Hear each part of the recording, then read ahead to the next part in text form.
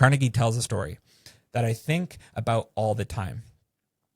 Ralph Waldo Emerson, one of the greatest thinkers in American history, was out in his barn one afternoon with his son. They were trying to get a calf into the barn, and the calf was not having it. Emerson pushed, his son pulled, they struggled and strained, and the calf just planted his feet and refused to move. Now, you'd think a guy as smart as Emerson would figure it out, but he was stuck. They were both stuck. And then their housekeeper walked by. She didn't know philosophy. She hadn't written any famous essays, but she knew calves. She walked up to the animal, put her finger in its mouth, and gently led it into the barn while it sucked on her finger. What Emerson couldn't do with force, she did with understanding. That calf didn't want to go into the barn. It wanted to suck on something. That's what calves do. She gave it what it wanted, and in return, she got what she wanted. That's the whole idea of influence in one simple picture. Here's what Carnegie says, and I want you to really hear this. The only way to influence people is to talk about what they want. The only way, not one way among many, not a trick to use sometimes, the only way. Think about what that means for how we sell. Most salespeople spend 80% of their conversations talking about their product, their service, their company, their solution, features and benefits, pricing and packages, what makes them different. And you know what the prospect is thinking the whole time? What does this have to do with me? Because they're not interested in your product. They're interested in their problems. They're not interested in your features. They're interested in their results. They're not interested in your company story. They're interested in their own story and whether you can help them write a better chapter. Let me tell you about a conversation that changed how I sold forever. I was maybe 6 months into my job at Movati Athletics.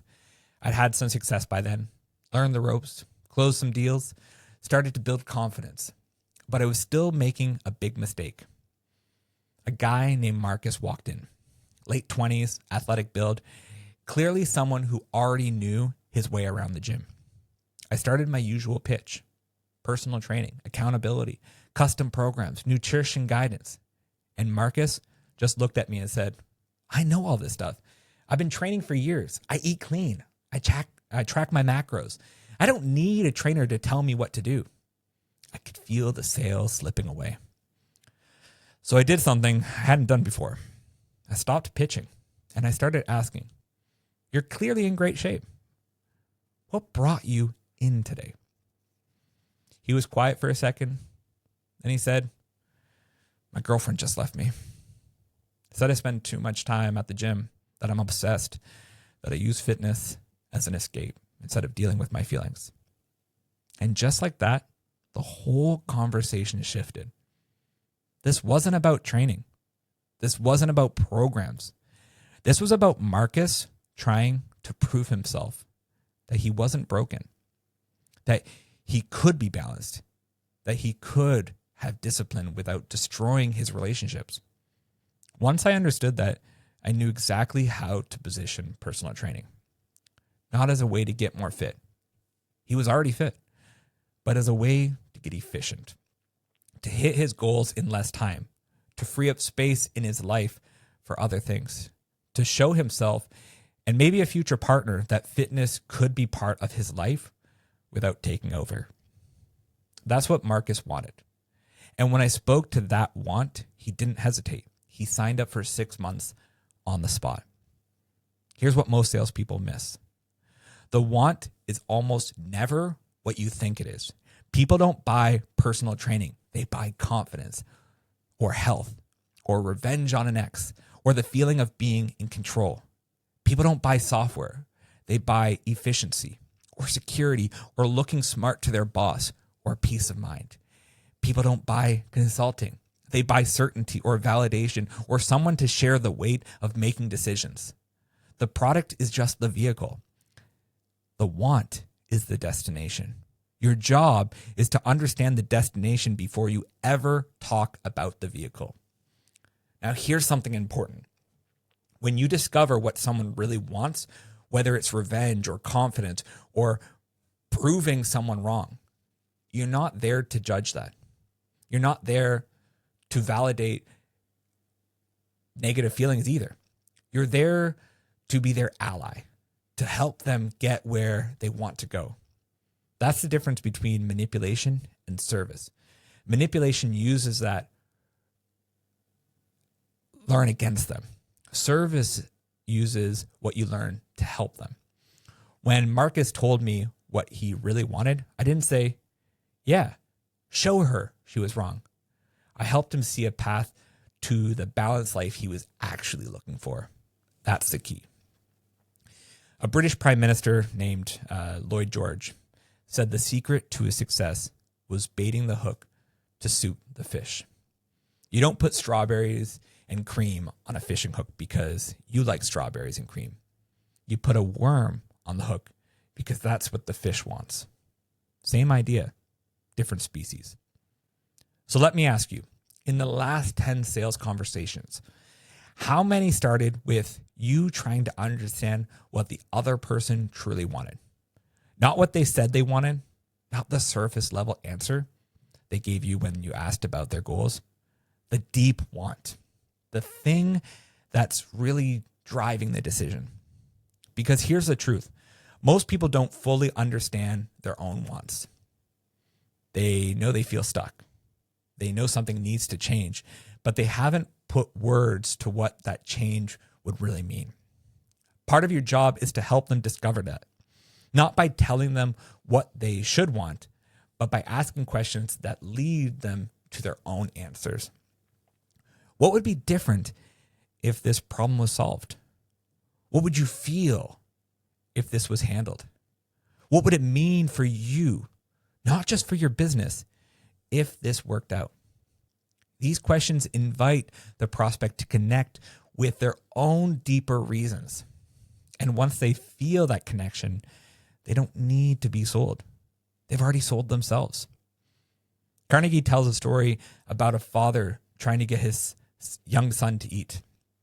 Every meal was a battle. The boy wouldn't touch his food. The parents begged, bribed, threatened. Nothing worked. Then the father thought about what the boy actually wanted.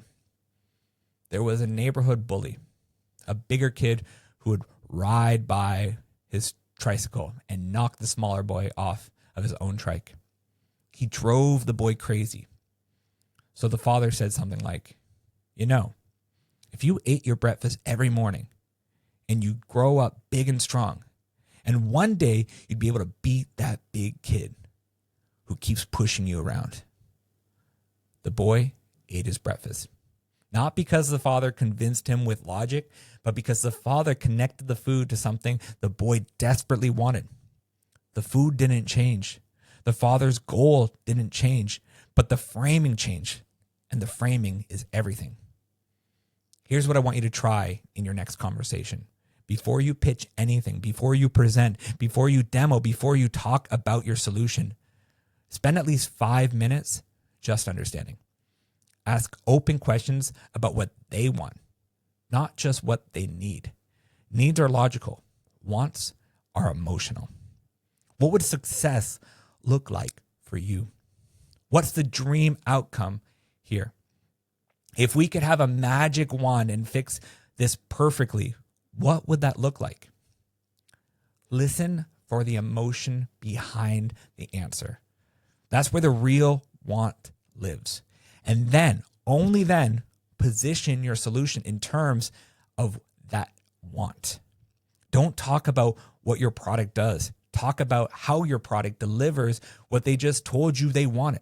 That's the shift from broadcasting to connecting, from presenting to resonating, from convincing to aligning.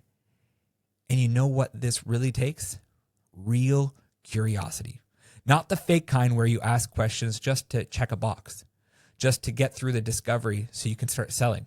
Real curiosity about who this person is and what they're trying to do. Because when you genuinely curious, people feel it. They relax, they open up, They tell you things you haven't told anyone. And in that openness, you find the real want, the one they might not even know they had. That's where the magic happens. That's where sales stops feeling like selling and starts feeling like service, because you're not pushing something on them. You're helping them get something they actually want.